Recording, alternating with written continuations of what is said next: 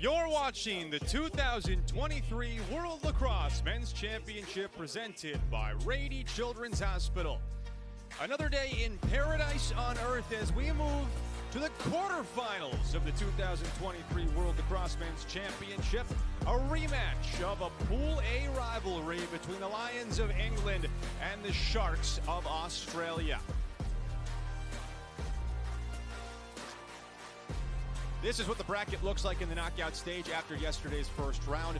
One of the two most highly anticipated of the matchups. This one, Australia and England, and then the 1 o'clock local time, 4 o'clock Eastern game between the Haudenosaunee and Japan.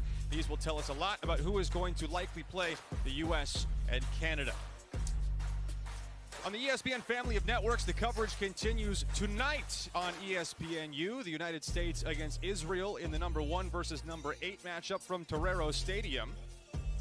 You can see the rest of the games on ESPN2 and ESPNU. Alongside Courtney Martinez-Connor, I'm Cooper Perkins. We're thrilled to have you with us on your Wednesday morning for some breakfast time lacrosse.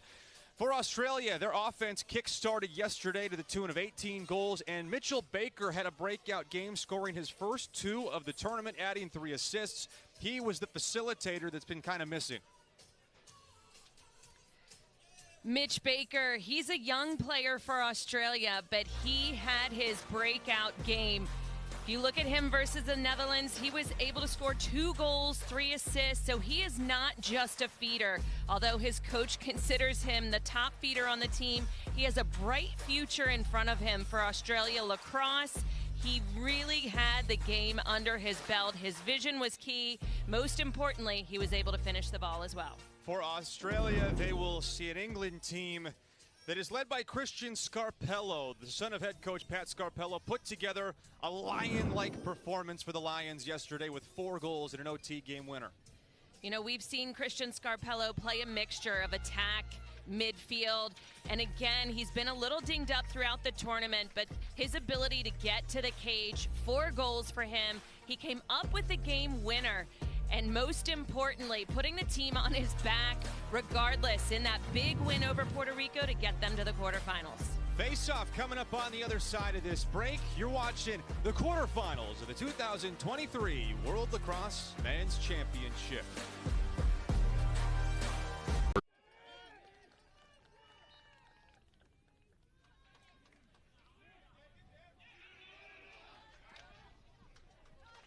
We welcome you back to the San Diego State University Sports Deck as the first possession of the game will belong to the Lions of England in red. They play Australia. This is the 4 versus 5 matchup in the quarterfinals of the 2023 World Lacrosse Men's Championship Tournament. These two teams have already played each other, met in opening night in Pool A play. England scored the first 3 goals of that game before Australia ripped off 8 in a row and ended up beating England 8-4. Now keep in mind, England has never beaten Australia, and this edition of the Sharks does not want to be the first to allow that to happen. Christian Scarpello, Mike Pomfret, Tim Collins, the midfield for England. Here's Tim Collins, one of their captains, gliding down the alley and moving it to Drew Bickerton. Back around the perimeter, the far side, and swinging one more for Sean Goldsmith. Plays collegiately at North Carolina. His pass back to Collins, loose on the turf, and collected there by Pomfret. Rounding out the starting offense for England, Danny Hilditch. Goldsmith twists it into Sean Aaron, but one of the best keepers in this tournament so far is there for the save, outletting ahead to Lucas Parsons-Quintio. And Australia's on the move. Parsons-Quintio, hands free, scores!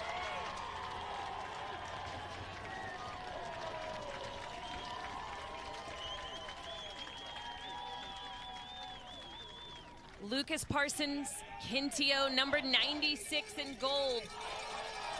He was able to push transition off of a save from his keeper. Sean Aaron gobbling up this ball.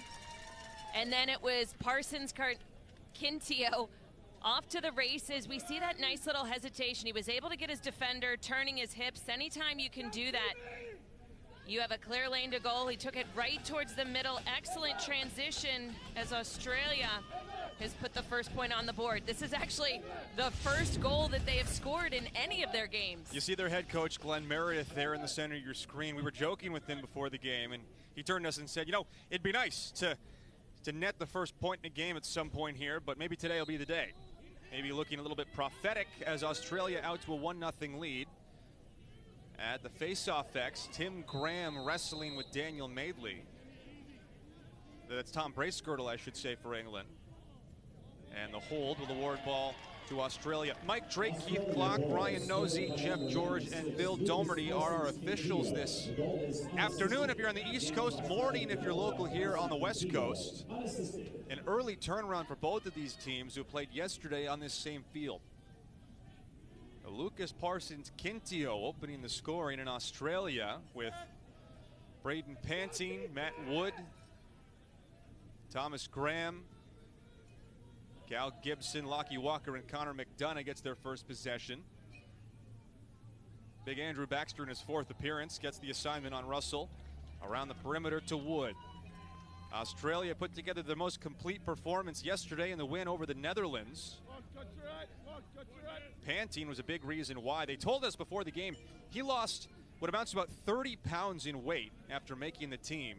Went from being a big guy that could get up and down the field to, as Glenn Meredith describes him, a real rig that gets out into space in a hurry. Here's Walker. Zips it outside. You know, one of the keys for Australia, they had talked about not having a slow start, scoring the first goal if they can. Obviously, they've already checked off one of those boxes.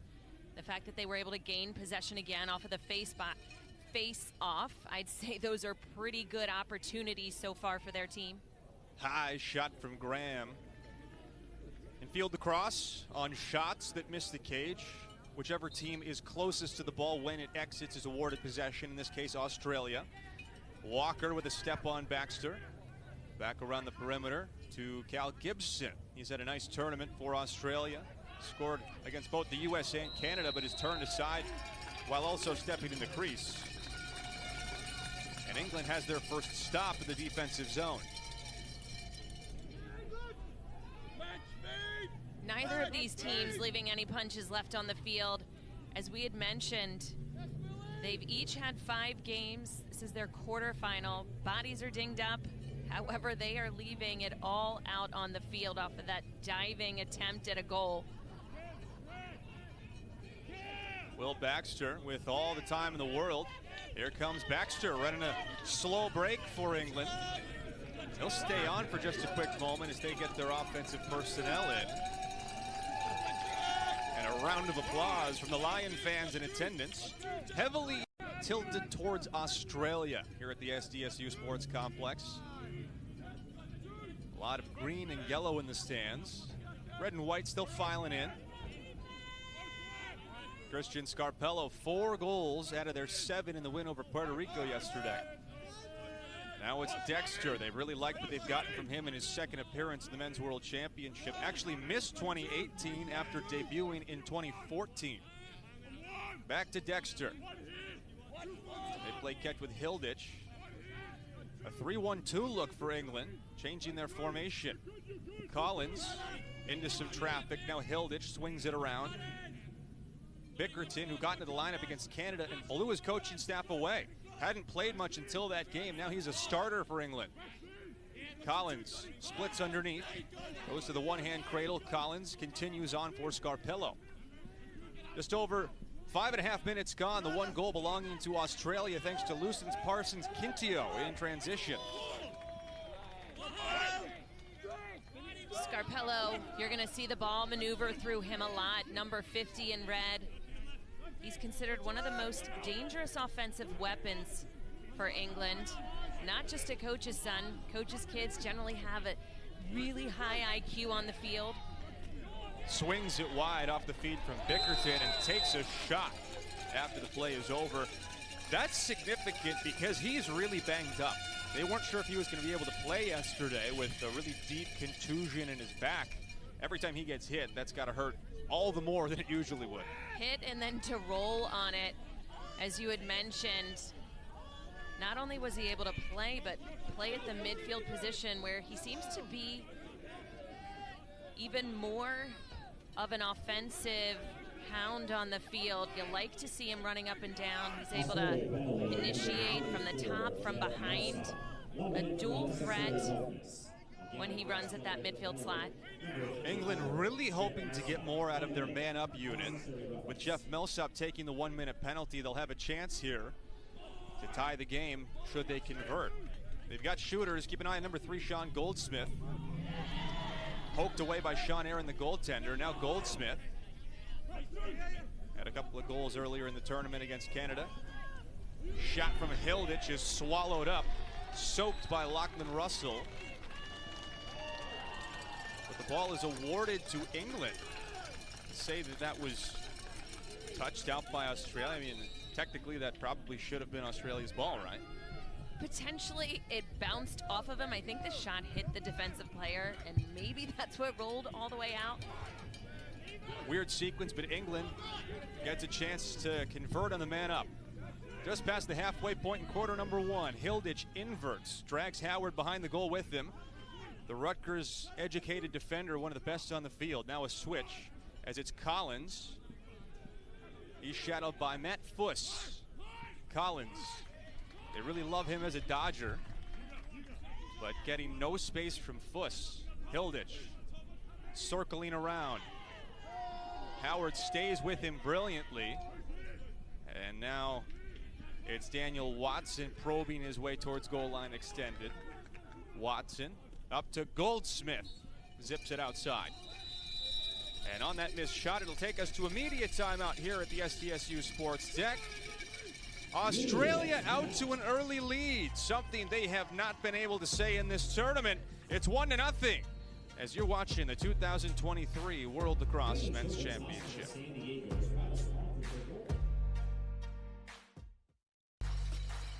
Pat Scarpello's England team looking at an early 1-0 deficit. 8.5 minutes into the opening quarter of their quarterfinal matchup against the 4th seed in the tournament, Australia. The winner of this game will move on to play the winner of Israel and USA. That is later tonight on ESPNU. England score! Collins ties the game.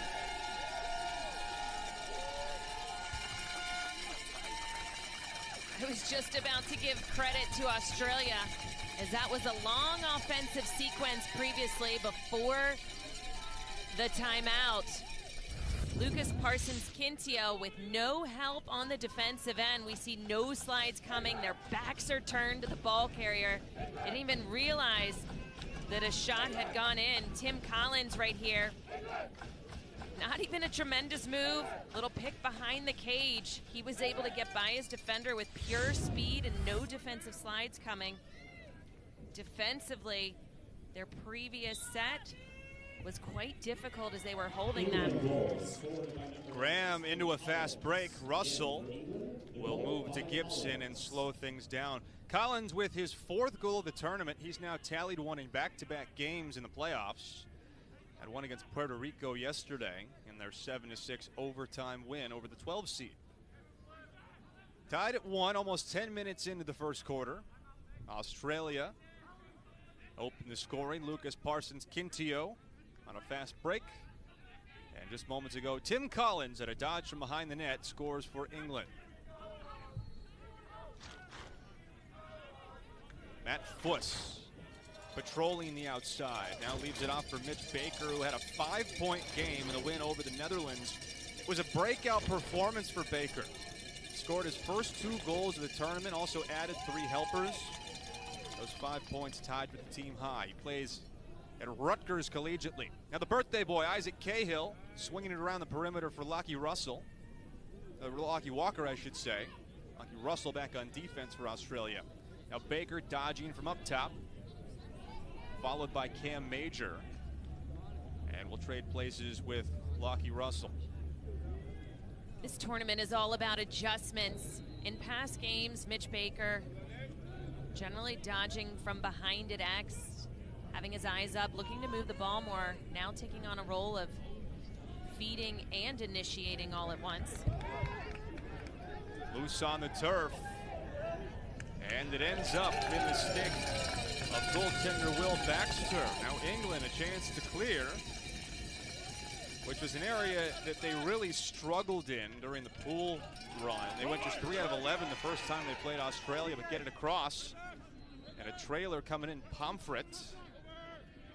England in red, Australia in gold. The quarterfinals with a spot in the semis on the line. Anytime you can slow things down offensively, time is on your side. Everything's even at 1. You can get the proper personnel on and off the field. And at this point, a flag is down. They're going to... Looking at an offsides penalty against England. Rather against Australia, I should say. So England will have their second man up.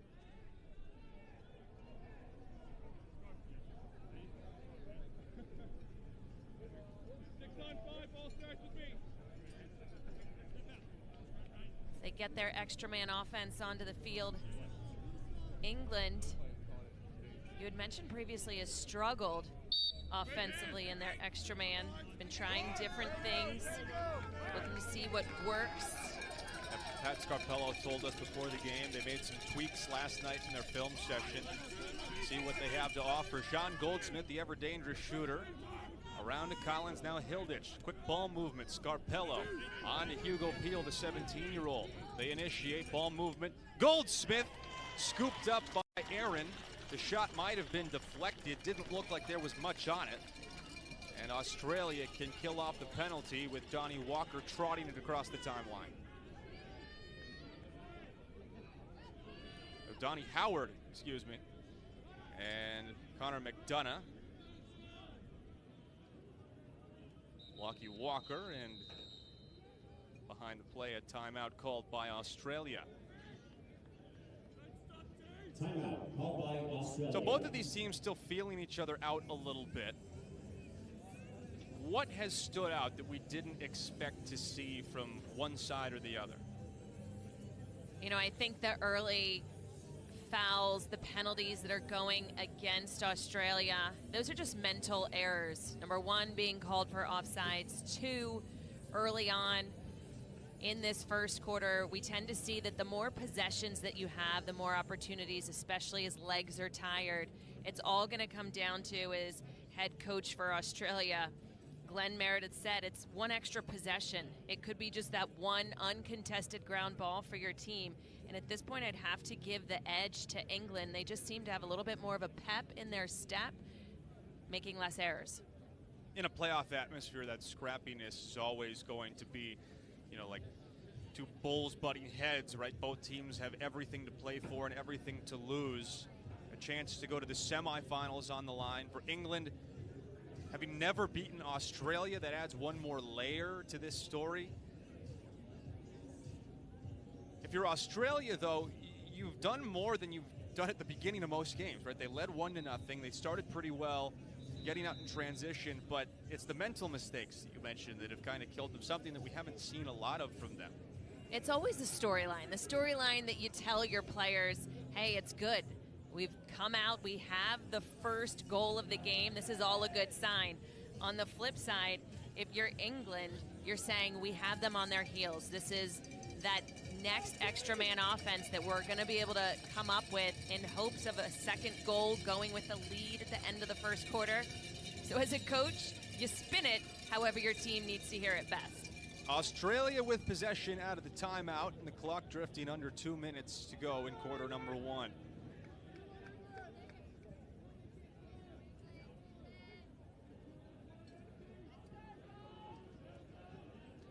Lockie Walker plays catch with Matt Wood. Australia in the gold, England in the red. A Pool A rematch after Australia beat the Lions of England 8-4 in the opening game. Cal Gibson chased after by Tommy Kirkland. Now Thomas Graham drags Cam Major back for the inversion. Short stick defender with a tough draw.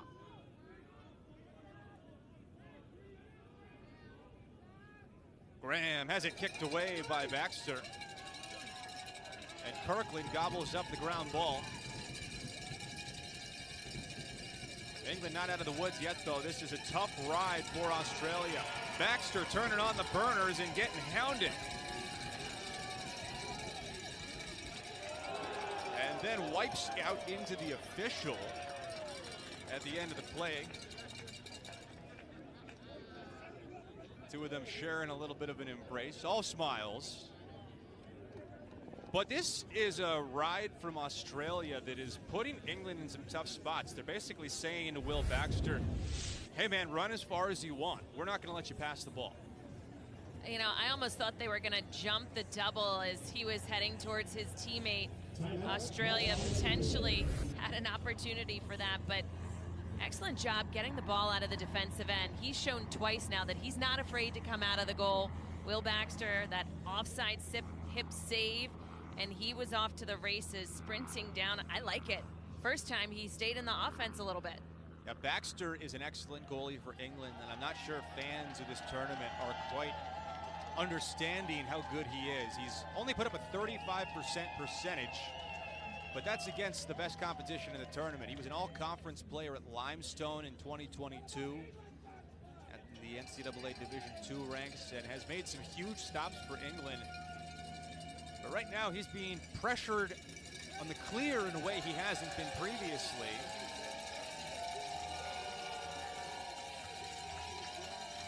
Get a peek at the fans of Team England.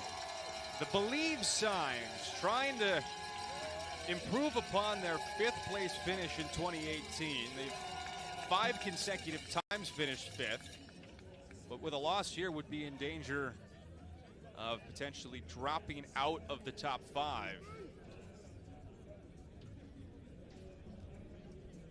As you had mentioned before, Australia, you don't want to be the team that gives England their first win over your country. However, Glenn Meredith said it's going to happen at some point. They just don't want it to be today. Yeah, England led them 3-0 in the first half just over a week ago. England can hang on for the last possession of the first if they so choose. Mike Pomfret gliding around the perimeter, followed around by Lucas Parsons-Quintio, the lone goal scorer for Australia. Great two-way midi for the guys in goal. Up top, Hilditch passed up the shot, swings it back behind. Pomfret playing a two-man game with Christian Scarpello. 15 seconds. Pomfret leaning into the defender. Pomfret got a step in the shot. Might have hit Aaron before kicking out of bounds. No slide, though, from Australia. They've been really late to go in this first quarter. No slide without that trail check of Jeff Millsap of Australia. That was going to be difficult. And England, maybe not aware of the clock, watches it expire without getting anything towards the net. 15 minutes up, 15 minutes down, just 2 goals to show for. Australia jumped out early thanks to Lucas Parsons-Quintio, but England gets it back from Tim Collins. The Sharks and the Lions, 1 up after 1. The 2023 World Lacrosse Men's Championship is sponsored by Rady Children's Hospital, the largest children's hospital on the West Coast, ranked among the 10 best children's hospitals in the nation. Cooper Perkins, Courtney Martinez, Connor with you from the SDSU Sports Deck for quarterfinal action between 5th-seeded England and 4th-seeded Australia. The winner will move on to play the winner of the USA and Israel in the 1v8. That is later tonight. You can watch it on ESPNU. We expected the face-off battle to be of quite a bit of significance, with Australia having a big advantage on England, but it hasn't really mattered thus far. We've only seen 2 goals and 3 total face-offs. Brace Girdle lost the clamp, and Australia collects the ground ball courtesy of Lucas Parsons-Quintio, their only goal scorer. Australia with an early 1-0 lead. England answered about halfway through the first quarter. Both of these offenses have created chances but struggled to put shots on net. Shots on net, as well as some nifty saves by each of the keepers, keeping the game nice and low scoring. We've seen a lot of defensive battles throughout the tournament. Got 3 different games yesterday, finished 7-6, which was kind of a bizarre thing to see.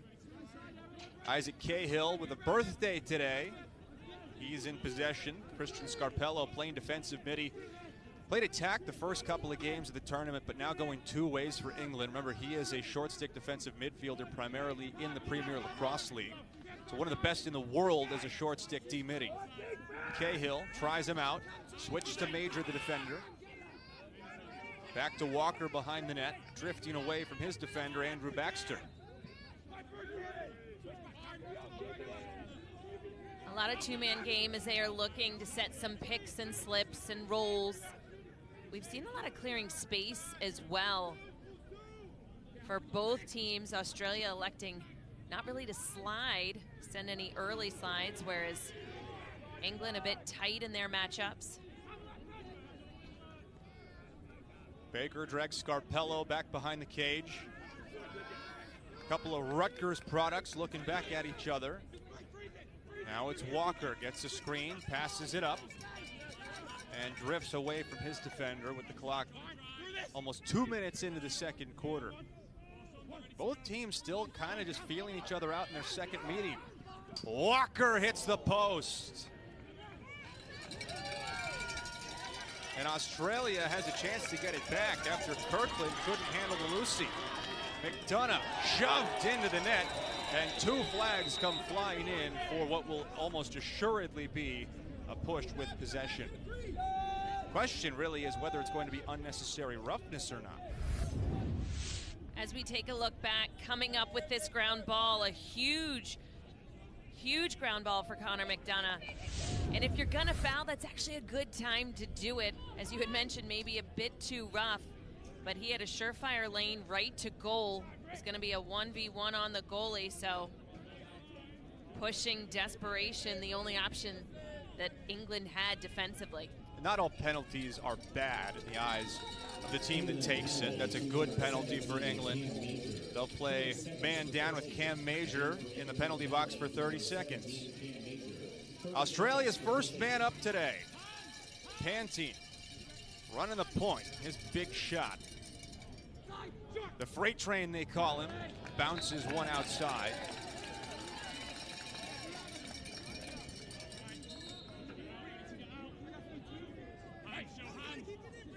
Houston had a couple of goals in the first half yesterday. Pantine skips a pass. The penalty is released. Back to even strength as England kills it off without Australia getting a great look at the net. They didn't seem like they were in that big of a hurry in that instance. No sense of urgency. Pantine, the slide comes late and the shot turned aside by Baxter.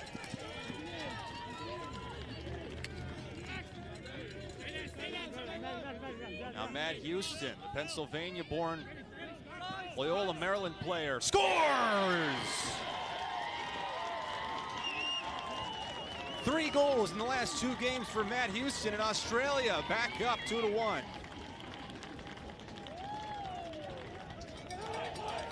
Matt Houston, he may have a quiet demeanor off the field, but on the field, he takes control. A big open gap right at the center. And we saw he had a long time for this dodge right down the middle. Again, a lot of speed. Slides are coming late for each of the defenses, so the offense can capitalize on some big ISO dodges when space is being created. Houston just loves scoring goals against England. Out of his 5 goals in the tournament, 3 have come against the Lions. To your point about late slides, is that a stylistic choice that England is making, or are they not communicating well? I think it's a lack of communication. I don't think at any point you don't want to play team defense. It's all about team D. I think at this day and time, just a little bit of tired. They're not quite communicating as well as what we've seen in the past. But then again, the score's still tight. It's just 2-1. Australia leading by 1 goal. So it's not burning them too bad at this point. Collins, the 1 goal scorer for England, pushes the ball to Sam Dexter. Leeds Metropolitan University in his 2nd World Championship tournament. Bickerton, the youngster. Pat Scarpello told us that he was surprised how much space Canada gave him to operate and really showed what he can do. Now Goldsmith, stopped by Aaron. If you look at Sean Goldsmith on paper, he had 3 years at Mercer, transferred to UNC. He finished second on the team in terms of 24 goals. He just hasn't been able to kind of break the seal, hasn't had any big games. Well, and at times, Pat Scarpello was telling us it feels to him like the rest of the offense is looking at Sean Goldsmith and looking at Christian Carpello and going, okay guys, go to work.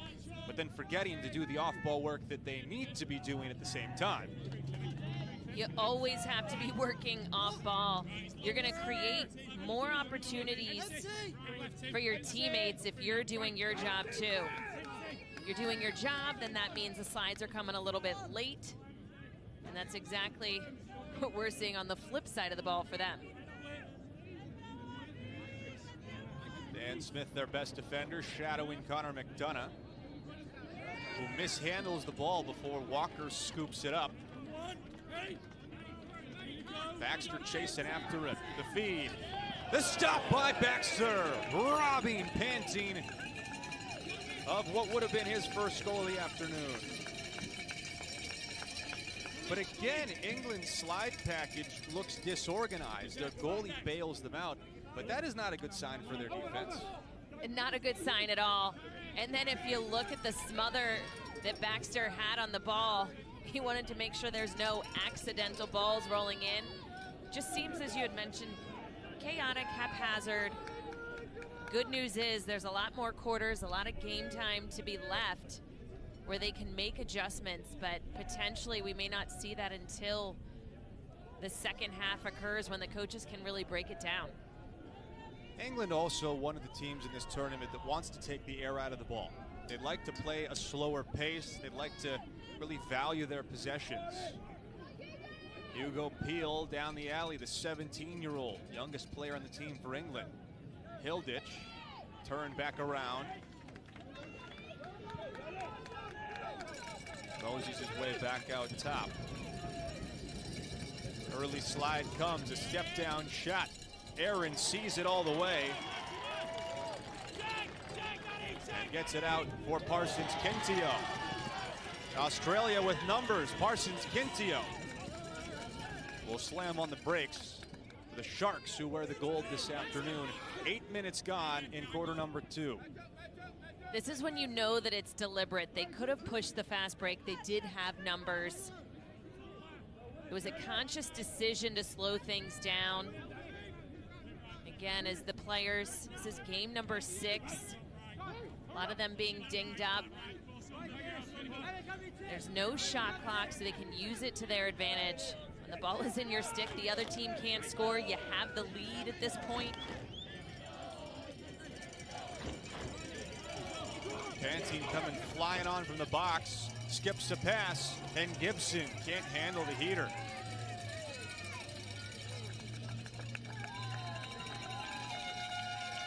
On the turnover, it'll take us to our final media timeout of the first half. Australia and England, a boxing match in the quarterfinals. The Sharks out on top of the Lions. It's 2-1.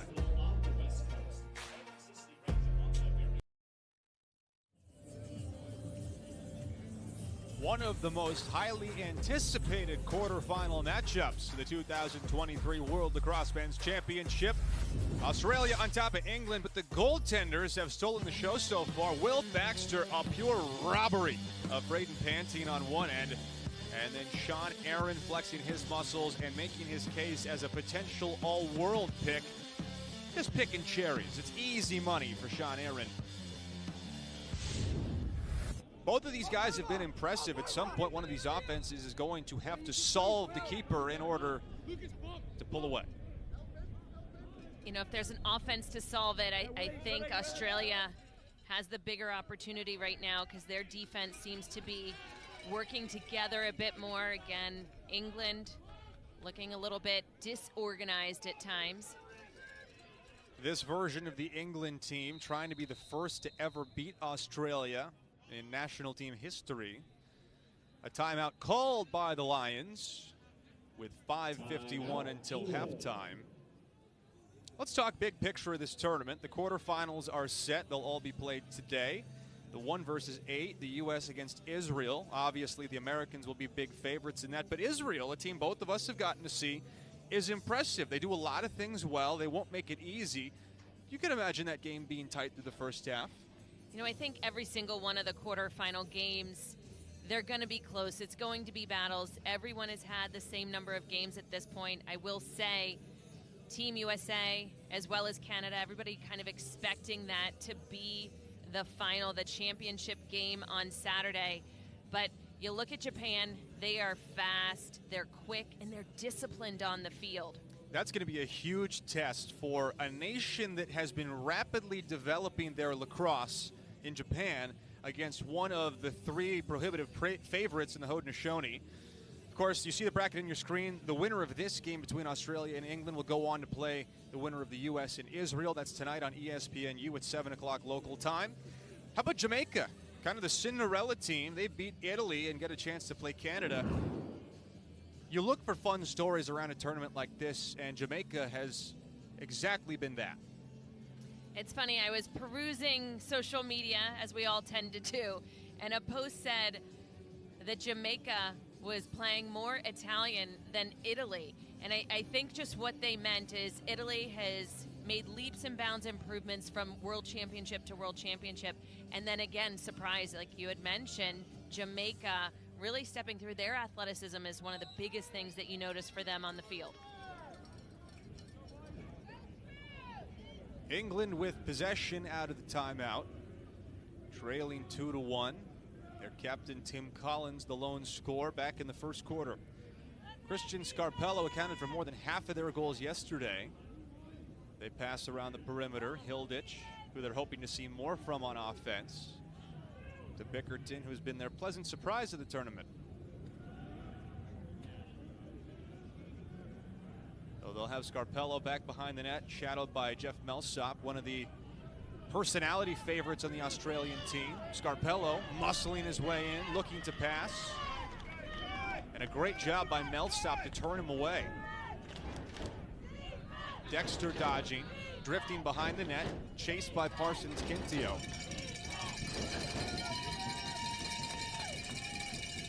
More than 2/3 of the way through the second quarter. Australia and England for the right to play the winner of USA-Israel. Dexter. 2-man game with Scarpello. Movement away from the ball for England, trying to find a passing lane. They'll look to Scarpello, the coach's son, to try and initiate their offense from behind. Draws the short stick, Parsons-Quintio, who's been excellent on both ends of the field for Australia in this tournament. Really a revelation. Scarpello up top. The shot. Bickerton rings the post. Very smart for England. That initial pick that they had set was simply to get Scarpello with the short stick defender. That way, as he's dodging, he can initiate, a slide happens, and then he's able to find one of his teammates off ball. Again, it's all about not just what you do with the ball, but what you do without, how you're working to get open. Connor McDonough grew up in New Jersey. They swing the ball around to another New Jersey connection, Donnie Howard. Played just down the road at BU in Boston. Obviously, that's Massachusetts, but the Northeast. Still a couple connections for Team Australia. McDonough back behind the cage. 7 points in the tournament. Was held scoreless by the USA and Canada, but had a breakout yesterday against the Netherlands with 5 points. His pass trickles all the way across the midline, and England a chance to kickstart some transition if they hurry with numbers. Pomfret bringing it in. Pomfret winds, fires, save, Aaron. He is locked in between those orange pipes. Again, the story has all been about the goalkeepers to date. Australia defense playing tough. But Aaron, sometimes when you have a goalie who's a lefty, your team just kind of has it in their head that most goalies are righties. They've just been struggling in their location of their shots. Sean Aaron, one of the really fun stories about Team Australia. Went there on vacation about 12 years ago. Ended up meeting a woman, now has a family, and has been there for more than a decade as a transplant to Australia. His Sharks are on top 2-1, but looking for more with the clock at 2:20 to go until halftime. Will Baxter, the goalie for England, has stoned a couple of really good looks for Australia, keeping this game tight. Graham drifting down the alley. Back around the perimeter, panting, rolls, backpedals, and swings it further to Mitch Baker. Andrew Baxter draws a defensive assignment. Pass up top. Houston's dangerous. Houston hums it wide. As you watch the fluid movement of Australia, everybody's working.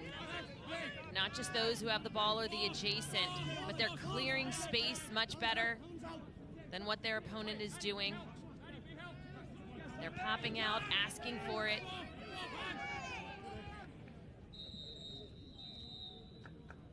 They call a timeout with 85 seconds remaining in half number one. Timeout, Australia. Quarterfinal action between Australia and England. It's the 4 versus 5 matchup and a rematch of their opening game in pool play. In that contest, England led 3-0 before Australia scored 8 in a row and went on to win the game 8-4. Sean Aaron, the former Union College All-American, has been an anchor for Australia in net. Head coach Glenn Meredith told us before the game, you know, Sean is playing at an all-world level, and you know, unless we can finish in the top 3, it's going to be tough to get him onto that all-world roster. But you make the case, saving 60% of shots in Pool A against teams like the U.S. and Canada and Haudenosaunee, now playing in a knockout stage game, better than he's played the entire tournament. I mean, if there's a case to be made for the guy as one of the best goaltenders from a performance standpoint, right? Like these things, consistent. He's been consistent. No one's making the claim that he's the best goalie in the world, but he has played like one of the best goalies in the tournament. And that's what All World is all about. It's how you do here and now throughout the tournament. And I couldn't agree more. Granted, he does believe that they need to have a top 3 finish. The highest that Australia has ever finished was 4th. They had a 2nd straight World Championship back in 2018 where they finished in 4th place, a 14-12 loss to the Haudenosaunee. But it's absolutely doable for them. Again, if they are taking a lot of time on the field, a lot of possession is key. Minute 30-plus possessions at the very least. Australia has the ball and a minute 25 to work with until halftime.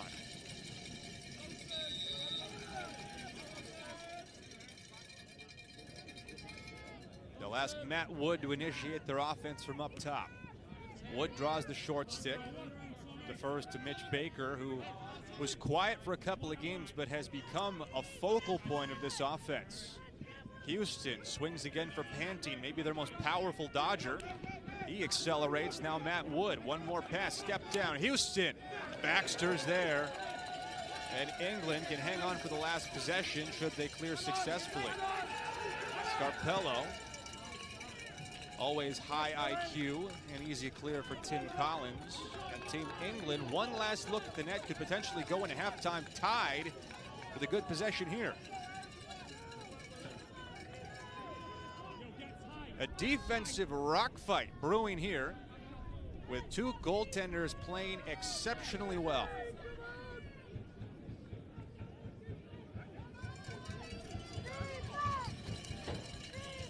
Joseph Baythor. Now behind the net, the quick Bickerton accelerates up top. Bickerton drifting towards the restraining line. Now Hilditch, 10 seconds. Hilditch. Underneath, Hilditch, stave by Aaron. Walker hums it outside, and the first half comes to an end. But fittingly, the half ends on a Sean Aaron save. He has been the hero for Australia as they go into the break with a 2-1 lead. Stay with us for halftime coverage. You're watching the 2023 World Lacrosse Men's Championship presented by Rady Children's Hospital. At the half, it's Australia 2, England 1.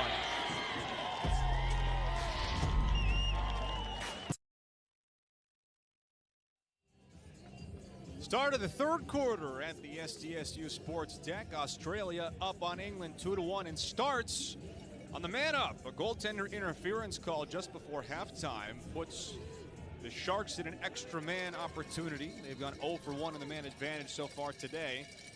Trying to solve Will Baxter, the goalie for England, has been sensational. He's made up for some missed slides and some defensive breakdowns with just pure brilliance. Between that orange frame. Step down shot, score! Braden Panting opens up the second half with a BB for Australia.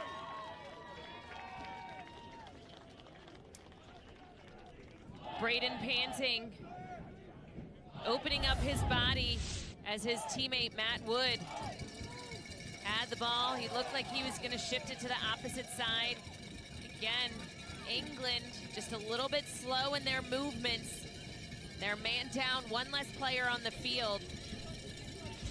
But Braden Panting getting the first goal on the board for Australia here at the start of the second half. Panting, 5th goal of the tournament, having a great playoff run. Scored 4 points yesterday on a goal and 3 assists. And Australia controls the face-off by Tim Graham, who is dealing with some bumps and bruises and didn't play yesterday. But they said he's going to try and play through things. And to this point, the face-off X really hasn't mattered. We just haven't seen enough goals for it to be an influence. Australia, though, getting back-to-back possessions after opening the half with a man-up goal, following the goalie interference whistle at the end of half number 1. The Aussies have never lost to the English, trying to keep their unbeaten streak alive and punch their ticket to the semifinals against either the U.S. or Israel. It's Thomas Graham squaring up to dodge on Major, now thinks better of it. Offers it up to Wood, who had the assist on Panting's goal just a minute ago. Head coach Glenn Meredith had talked about what COVID had done to Australian lacrosse. 1,500 less players playing it in their country. Parsons Quintio breaks some ankles, but can't get it on cage. Yeah, to your point, he was saying that in total, they only have about 500 players at the senior level to pick from. I mean, think about that. The fact that they are able to compete. Those 500 players doing what it takes on the ground right now. We see Tim Collins for England. Glad to see that he's up and off the ground. Collins, one of their captains, former all-conference player at the University of Mount Olive here in the United States of America. Despite the hits that Australia has taken after COVID, they still managed to compete against the best. Walker, Baker, Graham, Cahill, Wood, and Panting for Australia. 3 different goal scorers and a 2-goal lead after this guy, Braden Panting, adds another one. His second since halftime in Australia with a 3-goal run starting to flex a bit. Braden Panting, back-to-back goals here in the third quarter. You see why his coaches call him an absolute bull on the field. He is big, he is strong, and he just powers through the defense on this last dodge. So we take one more look, those stutters. That's not what faked out his defender. It was just his overall power that gave him that second goal of the day. I heard a story yesterday about how he earned the nickname the Freight Train from Australian lacrosse broadcaster Tony Watts.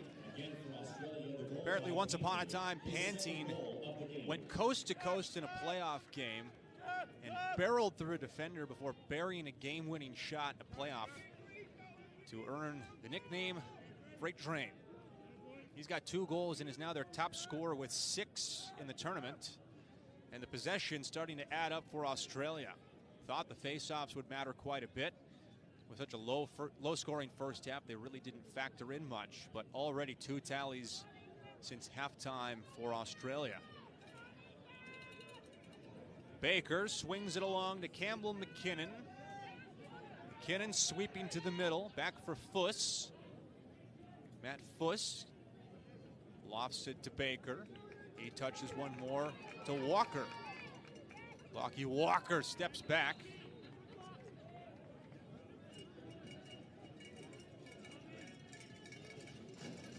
Australia beat the Netherlands 18-7 in the opening round of the playoffs. England outlasted Puerto Rico in overtime. Very different entrances into this game, physically speaking. England having to grind down to the very finish, while Australia had the chance to rest a few starters later in their game yesterday. Now Cahill on a stutter step. Swings it for McKinnon. And resting players matters in quick turnarounds from day to day. Obviously with an early morning game, not a lot of rest. Houston! What an effort by Matt Houston. He scores his second. And England needs a timeout. It's a 4-0 Australia run. Matt Houston coming off a broken arm from the spring. An isolated instance as we see an in and out, a redodge. Defensive players are now there. They've made adjustments. They see the dodges. In the first half, they didn't necessarily see them to slide. Now they see it. They're just coming in a bit soft. And Matt Houston having a set of goals bookending Braden Pantings. Houston has tallied 4 of his 6 markers head-to-head against England.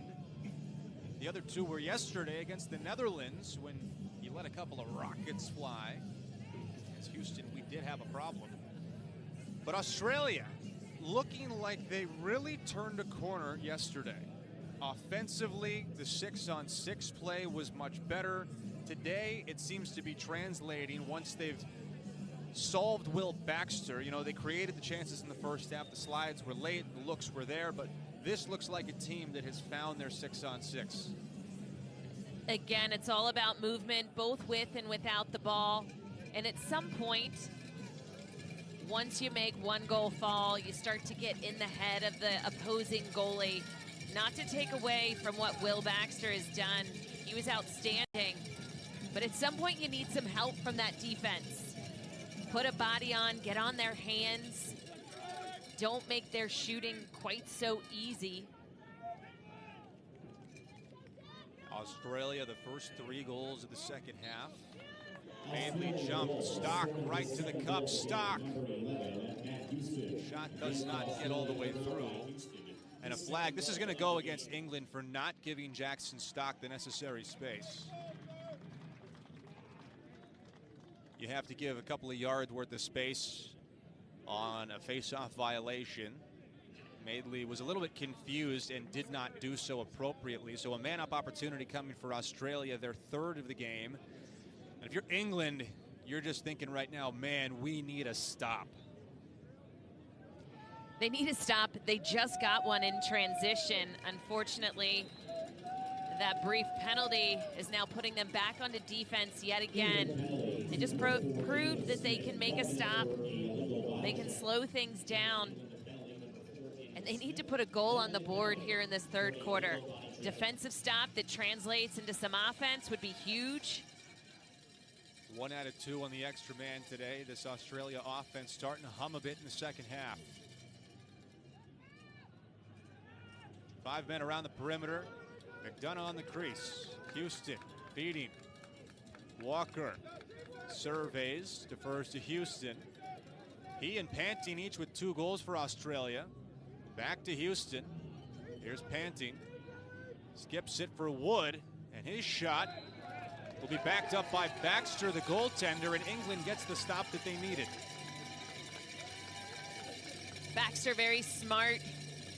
soon as he saw that shot going wide, knowing that he could outrace Mitch Baker to the end line. Running circles around the crease as England trying to clear down a man. There is no failure to advance in international lacrosse, so they can take as much time as they need. But to finish your point, a little cat and mouse. I would have liked to have seen him run the ball out again, give his team a little bit of life offensively. Someone call grandma. There's a yard sale on the field. Panting strips the stick of Tommy Kirkland. And Australia with Panting pushing the issue, scores! A second half hat trick for Braden Panting, and Australia has grabbed this game and started to run away with it. Defensively, if you're going to be soft against a freight train, you have no opportunities to stop the ball. Braden Panting with 3 goals in the third quarter, doing his job as Australia leads 6-1.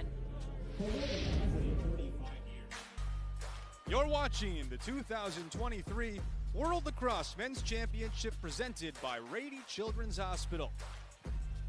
The 3-time runner-up Australia Sharks have been biting in the second half. It's a 4-0 run since halftime. And this team, led by Glenn Meredith, not resembling the group at all that struggled with England the first time they met. This looks like a new team. That was an 8-4 win, but they are certainly firing on all cylinders much sooner. Australia, a team who's been in that championship game before.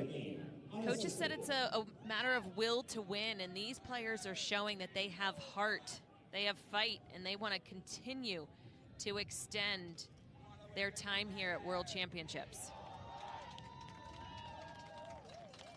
Winner of this game plays the winner of United States-Israel tonight in the semifinals. Australia works it around the perimeter, led by 3 goals from Braden Panting and 2 goals from Matt Houston. Had just 2 at halftime. They've ripped off 4 in the third quarter. Houston looks back for a moment, now on to McKinnon. Quick ball movement around the perimeter. Walker behind the net. Australia's offense broke out with 18 yesterday against the Netherlands, eclipsing their entire scoring total from pool play. They had 16 goals in the pool, at 18 yesterday. Defense hung up. Walker will take as much time as he could possibly need. And he has a lot of players cutting inside, movement. Houston hesitates. Baxter might have gotten a piece as it sailed by. When the defense is caught in that situation, hung up, what's the best way forward? Number 1, initiate, but your eyes are up. Those potential players picking inside. Baker cutting to the cup. Off the feed from Walker. It's a 5-0 third quarter. Mitch Baker had a big day yesterday versus the Netherlands. 5 points. Today he is adding to that goal tally. Lachlan Walker, again, his defensive player, caught on the top side. As soon as he brought that ball in from the end line, defense could have reset. They could have gotten out. Again, their miscommunications are being capitalized on by Australia. They're continuing to pour it on offensively. This is a defense for England just a couple days removed from holding Canada to 11. They have possession. Coburn on to Goldsmith, and another save for Aaron, who has been near flawless this afternoon. I guess technically still the morning here on the West Coast if you're local time with us. Millsap jabs his way towards the middle and drifts it back to Cahill. 2/3 of the way through quarter number 3, and Australia with a 6-0 run dating back to the second. England's 1 goal was scored by Tim Collins at about the halfway mark in the first quarter. Since then, they've hardly had the ball, let alone threatened. Anytime you struggle to get things going on the offensive end of the field, It's just a matter of making some small adjustments, personnel adjustments, which we've seen them do. They're not afraid, if people aren't producing on the field, to make some changes. Walker, chased by Cam Major, now panting. Hat trick today. Bodying in like the freight train he is, but Tommy Kirkland meets him and pushes him back. Walker, the attackman, playing from up top right now. Walker circles underneath, all the way back to his natural position at X. And the defense caught once again. They just gave up a goal in a similar situation. Baker, the facilitator. Team leader in assists.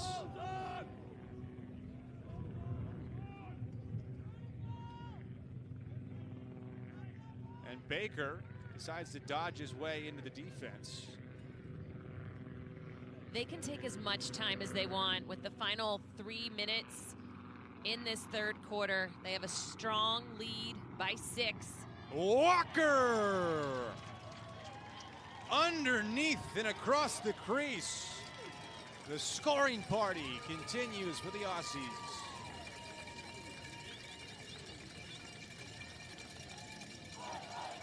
Lachlan Walker, a true leader for this team, a captain.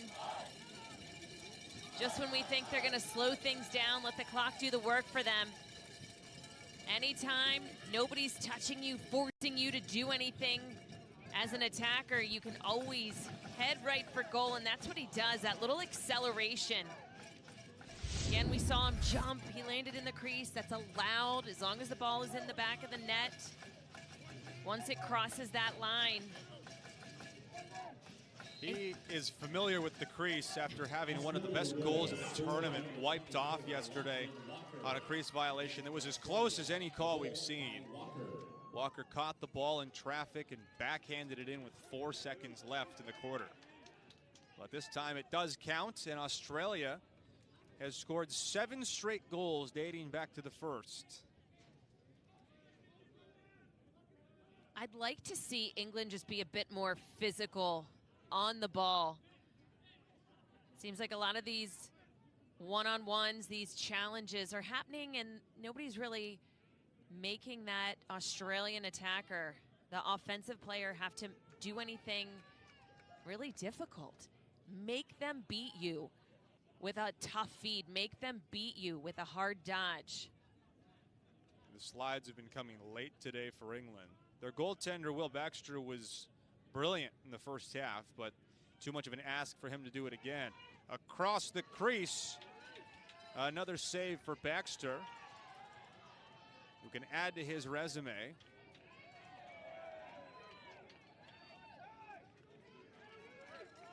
So very impressive. Number 20 in red, Will Baxter, as he comes out of the cage to help with that ground ball.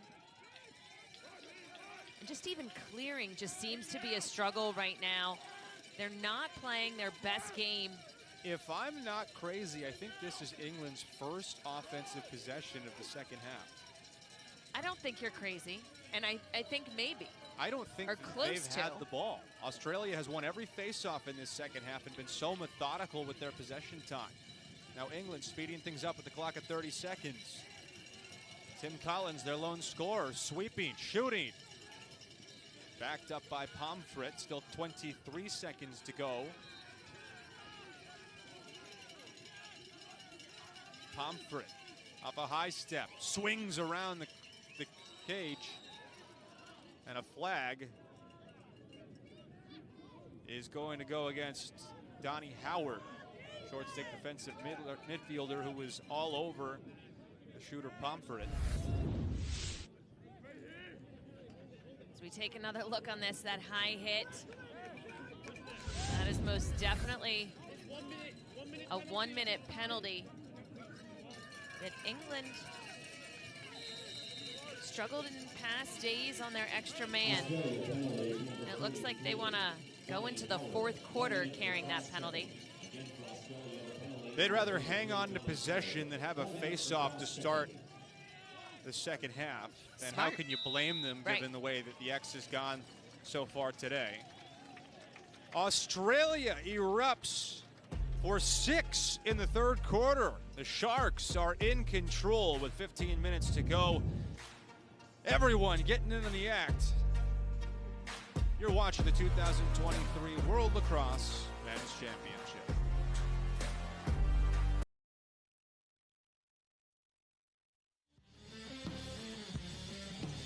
Australia in control entering the fourth. They lead by 7. And it's been two different stories for the Sharks today. The first half, it was their goaltender, Sean Aaron, keeping them in the game, doing a little bit of everything before the offense could come to life. Sean Aaron, he doesn't just have fast hands, but he has some amazing outlet passes starting the offense for his team. As a lefty, can be a little bit difficult to remember. You got to shoot to the opposite side. England starts on the man up for about 45 seconds. Just the one Tim Collins goal halfway through the first quarter.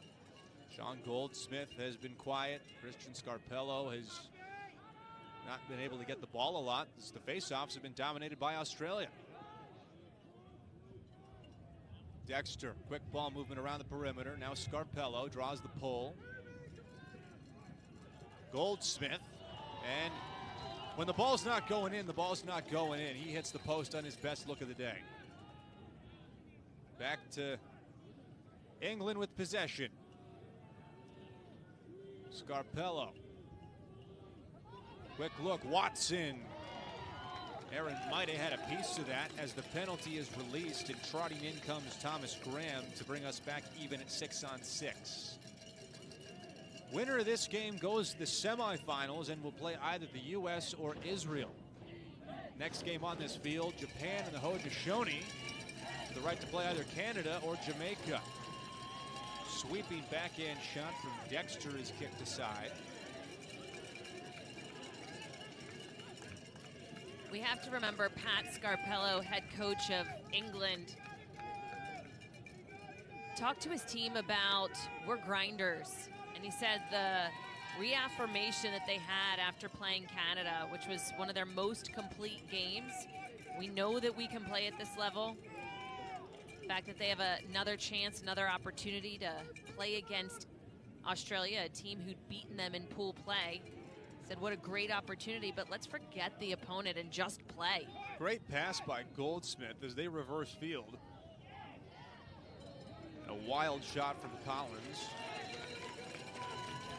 It's like they're throwing everything at them, but the kitchen sink, and they need to. They throw it away, but a flag against Australia.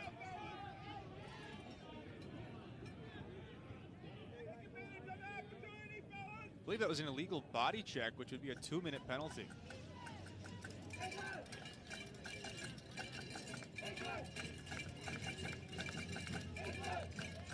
So England 0 for 3 on the man up, which comes much to the frustration of Pat Scarpello, their head coach.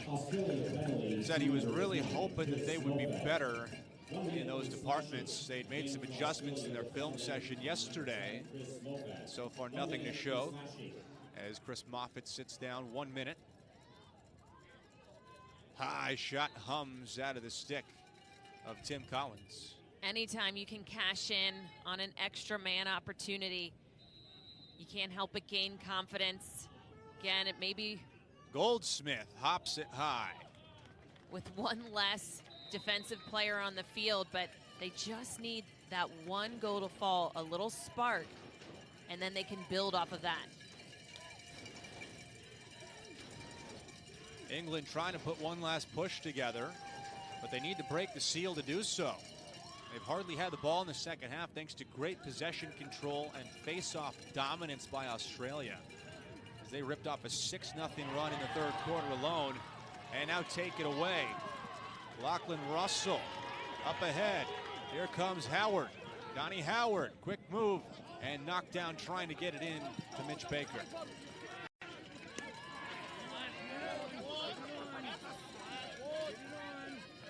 Excellent defensive pickoff by Lachlan Russell, Lockie as they call him. Lockdown Lockie. Did you just make that one up, or is that what they say? That's low-hanging fruit.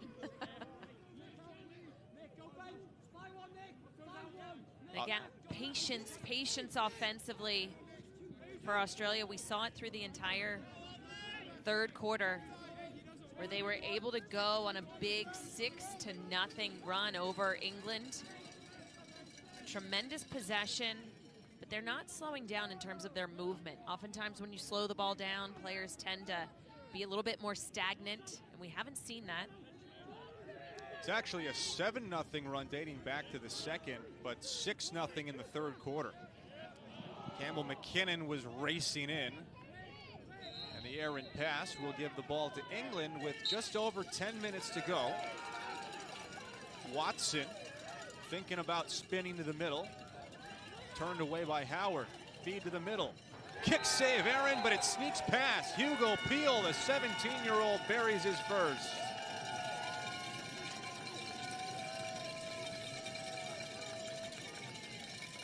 Hugo Peel in the red jersey wearing number 6. He's a wild card player for England. He is so young, but he has a lot of offensive prowess. His game just continues to prove that he belongs here as just such a young buck. Daniel Watson with the feed. I was actually going to say, Watson was in no particular hurry to try and look to dodge his one-on-one. But that's because Hugo Peel was on his way. Transitioning to the offensive end of the field. Excellent vision by Watson and great finish by Peel.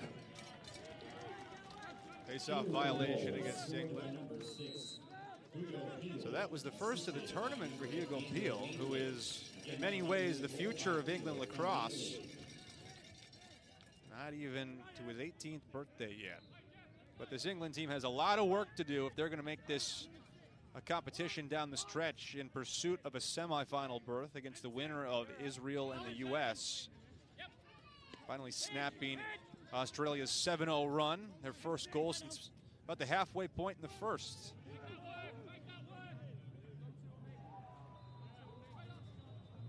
Braden Pantine, a hat trick to lead Australia. Now defers to Isaac Cahill. He's been quiet on his birthday today. Thomas Graham floating around.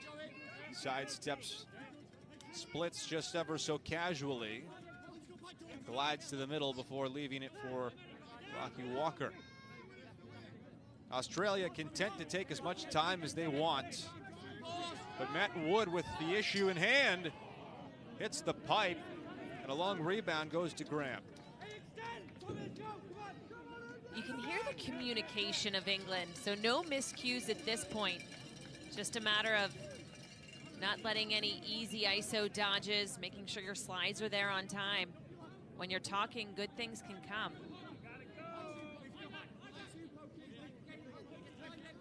Baker off a spin dodge.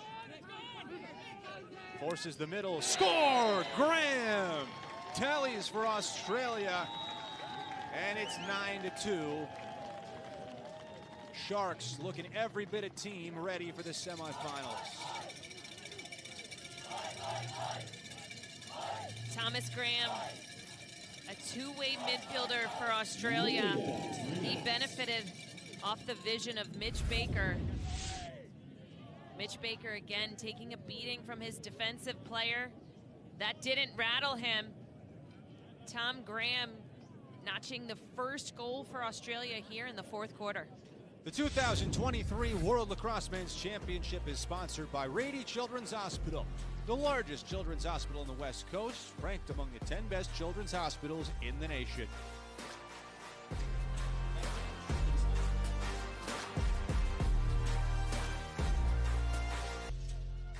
The Aussies have had plenty to cheer for today as their Sharks lead 9-2 at the midway point in the fourth quarter.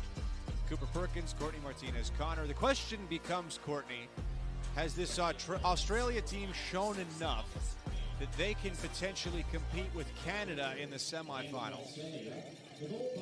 You know, I think they have a lot of promise, a lot of youth on their team. They have players who they call the jitterbugs, some of the future of Australia lacrosse. Penalty goes against Jackson Stock. Just to be perfectly clear, Canada has not punched their ticket to the semifinals yet. They have to get through a Cinderella Jamaica team. But nonetheless, the Canadians will be heavy favorites in that game. The U.S. also big favorites in their game against Israel. Maybe the most highly anticipated quarterfinal matchup will be next on this field at 1 o'clock local time, 4 o'clock Eastern, when Japan and the Haudenosaunee play. The most dominant team of the tournament against the most entertaining team of the tournament. Japan having ripped to a 5-0 record with the best goal differential in the field so far. The Haudenosaunee flashing every bit of their creativity last night against Hong Kong, China in a 13-3 win that allowed them to rest some players. We barely saw Lyle Thompson. We didn't see Jeremy Thompson at all. We didn't see Warren Hill, their goalkeeper. So they should be a little bit fresher than they might be otherwise.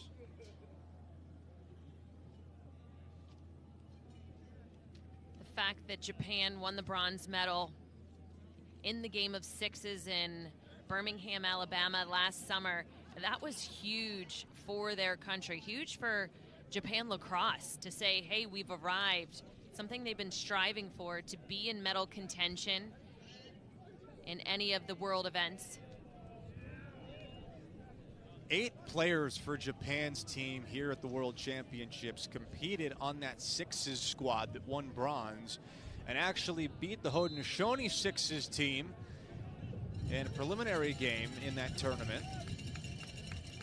So it's not exactly a rematch, right? Different disciplines cause for very different styles of play.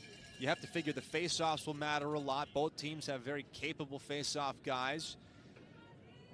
Thompson for the Haudenosaunee, Ishii for the Japan roster. There are penalties assessed to both teams. So 5-on-5 penalties on both teams. And the clock under 6.5 left in regulation. High shot from Pomfret. With just a 5-on-5, the field is opened up. It's actually a bigger advantage, even though it's even numbers to the offense. The slides have to come from a bigger distance. In tight, England scores. Bickerton buries his third of the tournament.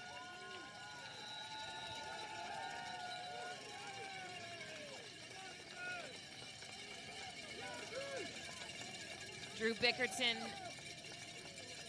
getting things started and continuing on for England.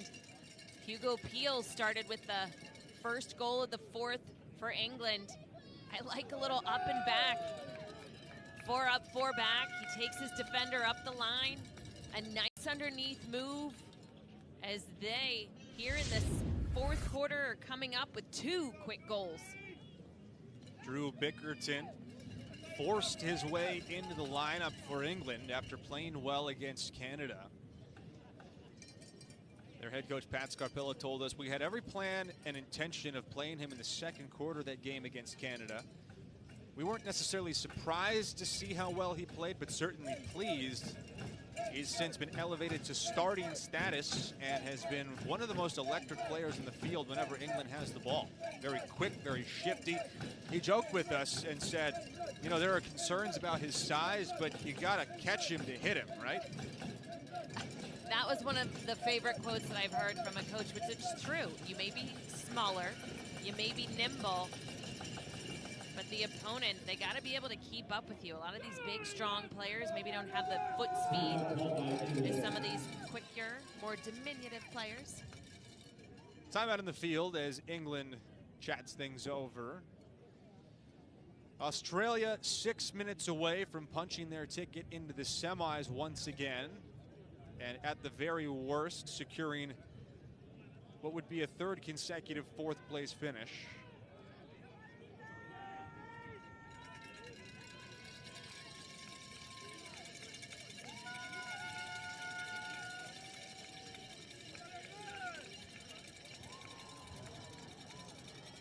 Still continuing on with the 5-on-5. 1 player each, both for Australia and England. Still sitting in the box. So England will head to the man up, though, in 3 seconds. as their penalty will be released. England goal scored by number 23, Drew Bickerton. Again, So England now a man up as Australia tries to clear, playing 6-on-5. Bickerton's first of the game and third of the tournament pulls England back within 6. And the Sharks trying to finish off what has been an impressive performance. Call a timeout with 5:41 left in regulation. If you had one takeaway about this Australia team from their performance, in which they've dominated England, what is the thing you're going to take into their semifinal against either the U.S. or Israel? Number one, I think building off of the face-offs that they've won, as well as the play of their goalkeeper and their defense. They just seem really dialed in on the back defensive end of the field, and you're going to have to be when you play a high-powered offense. So a little bit different than what they faced today. They're going to be challenged on the defensive end with a lot of players who can put up some big points. But this has to be a big confidence builder for them. And as a coaching staff, they got to say, we're primed, we're set, we're ready for that next opponent. Grady Children's Hospital, presenting sponsor of the 2023 World Lacrosse Men's Championship, the largest children's hospital on the West Coast, ranked among the 10 best children's hospitals in the nation. Australia in control with just over 5 minutes and 40 seconds left. They ripped off 7 consecutive goals between the middle of the first and the end of the third. England's bookending goals by Tim Collins at the halfway point in the first, and then they didn't score again until Hugo Peel early in the third got them on the board.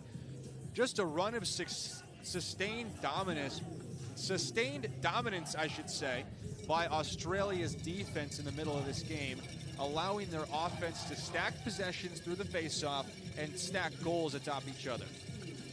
Quite literally, they did not let England touch the ball offensively until the very end of that third quarter.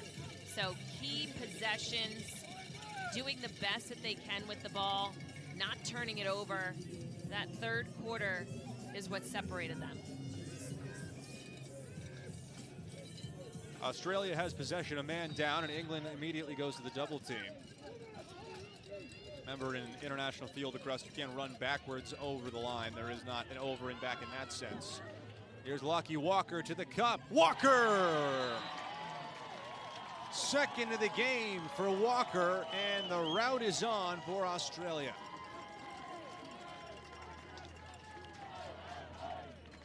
Lachlan Walker showing his speed, his grit, his determination. Number 24 in gold right there for Australia.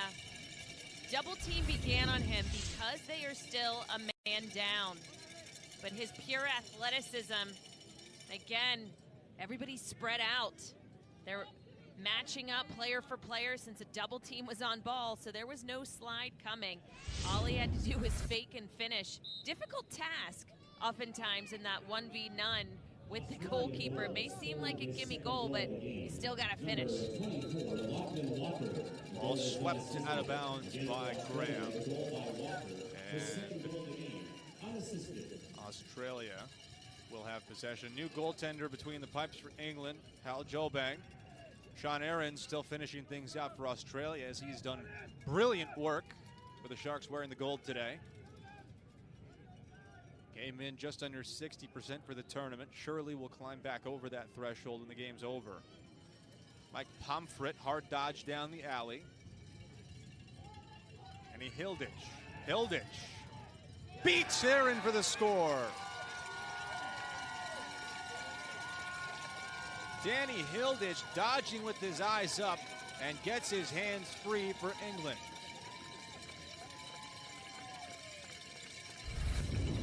Danny Hilditch, he is a lefty sniper. What I like is he saw the space in front of him. No slide was going to be coming from that side. They weren't even looking. A lot of green right towards the middle. Put some power, some muster behind that shot. He can let it fly like a rocket when given the space. And Danny Hilditch putting goal number 4 on the board. Just is it too little, too late?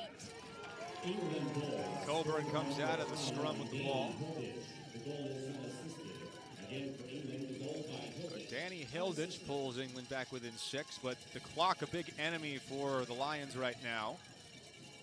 Shot from Baythorpe, soaked up. Now Baythorpe in the middle for Goldsmith. Finishes on the doorstep. For the first time today, England has scored back-to-back goals, and they're within 5.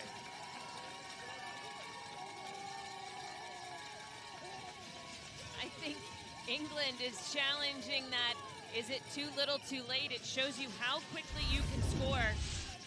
They are moving as a well-oiled machine. Off of this rebound, England was able to come up with the ball. Quick ball movement, tic-tac-toe, finding Sean Goldsmith down on the crease. The vision of Joe Baythorpe. He surprised a lot of people in this tournament with his vision this time. Goal number 5, closing the gap. Sean Goldsmith with his team-high 7th of the tournament. Had one against Puerto Rico yesterday, but that's his first of the day, and England has needed offense in a big way. Australia will try and just eat as much clock as they can with now under 2 minutes to go. We are into stop time territory. Remember, it is running clock until the final 30 seconds of quarters 1 through 3. And then once we get to the 2-minute mark in the 4th, running clock no longer in effect. Baker with the defense on its heels. Gibson takes a blow from Dan Smith. 90 seconds separating the Aussies from a spot in the semifinals.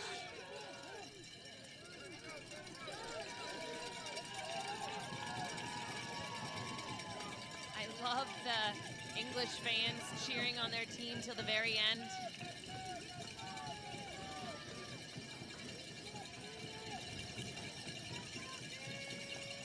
John Goldsmith still trying to work. Bickerton gliding like the quick-footed minx that he is behind the net. Pull shot, Aaron save. 50 seconds, England still has it. So England will head to the 5th place game to likely play the loser of the Haudenosaunee and Japan.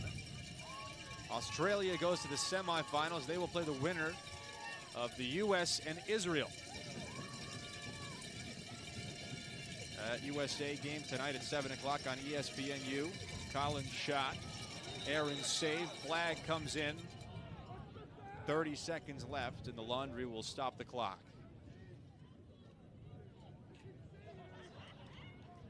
All in all, this has been quite the 4th quarter for Team England. They've scored 4 goals just to Australia's 2 here in the 4th. Again, if they could just get control of the ball, they've been working pretty well offensively.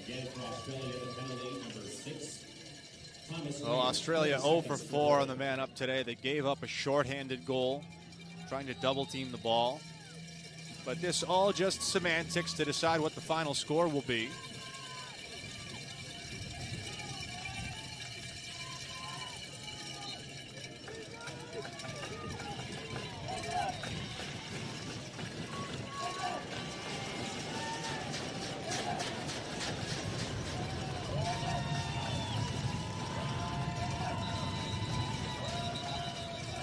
So Australia is going to win their 2nd straight after beating the Netherlands in the opening round of the playoffs yesterday.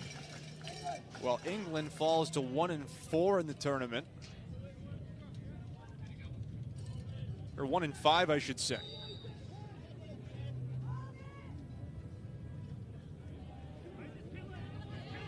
And the Aussies are headed to the semifinals. Sean Aaron, brilliant between the pipes. Braden Panty bringing the power with 3 goals. And Australia runs away with 9 second-half goals. Courtney Martinez-Connor, in the last 2 games, they have scored 20 goals after halftime. Something about this coaching staff and making adjustments. It's all about making adjustments. You have to be able to look to see what's working on the field, what's not working. make a change, but more importantly, your team has to follow that. And Australia believes in their coaching staff. These players are showing they have the will. Exciting that they are trending in that upward pattern heading into the semifinals. The first semifinal out of the way puts Australia, or the first quarterfinal, I should say, puts Australia into the semifinals against the winner of the USA and Israel. Next game here at the SDSU Sports Deck, the Haudenosaunee and Japan to face the winner of Canada and Jamaica. One final time from San Diego, California, for Courtney Martinez-Connor and our entire excellent production crew. My name is Cooper Perkins saying thanks for watching this edition of the 2023 World Lacrosse Men's Championship Tournament. More coverage on the ESPN family of networks. Tune in tonight at 7 o'clock Pacific time for the U.S. and Israel on ESPNU.